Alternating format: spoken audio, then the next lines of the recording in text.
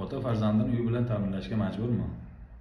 Huquqshunos bo'lganligimiz sababli bizga bir fuqaro shu mazmunda savol yuboryapti. Ya'ni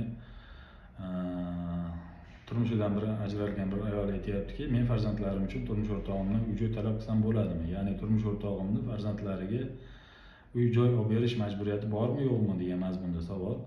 Demak, shu masalaga to'xtalib javob beradigan bo'lsak, qonunchilikda ota-onani farzandlariga nisbatan bir qancha majburiyatlari bor, ya'ni voyaga yetmagan farzandlarga nisbatan. U qanday majburiyatlar? Masalan, oila birga yashamayotgan bo'lsa yoki ajralgan bo'lsa va bolalar onada bo'lsa, ota farzandlariga aliment to'lash majburiyati bor. Birga yashayotgan holatda farzandlariga ta'lim-tarbiya berish majburiyati bor. Ularning sog'ligi haqida g'amxo'rlik qilish majburiyati bor. Voyaga yetmagan farzandlar qilgan xatosi uchun ota-ona sifatida javob berish majburiyati bor, lekin qonunchilikda ota farzandini yoki farzandlarini uy bilan ta'minlashga majbur degan majburiyat turi yo'q.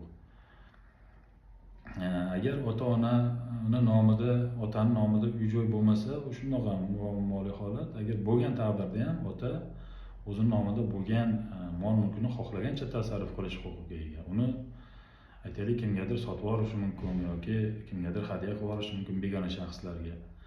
Yoki majburiyatlarni hisobidan evazidan topshirib yuborishi mumkin kimgadir. Lekin albatta o'sha uy-joyni farzandlariga topshirishga majbur degan majburiyat bunaqa narsa yo'q. Endi amaliyotda uchrab turadi. Masalan, otalar farzandlariga aliment majburiyatini ta'minlash uchun o'sha mol-mulkni o'tkazib beradigan holatlar bor. Bu narsa ixtiyoriy jarayon, uni hech kim qarshilik qilmaydi agar o'tkazib beraman desa.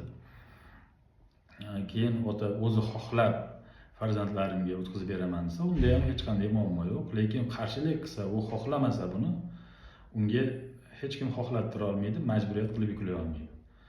Demak, nima bo'yicha, savol bo'yicha yakuniy javob shu bo'ladiki, yo'q, farzandlar uchun otasidan uy-joy talab qilib olib bo'lmaydi. Bunday majburiyatni masalan sudga da'vo kiritib, o'sha uy-joy talab qilgan taqdiringizda ham sudlar tomonidan qanoatlantirilishi uchun asos yo'q.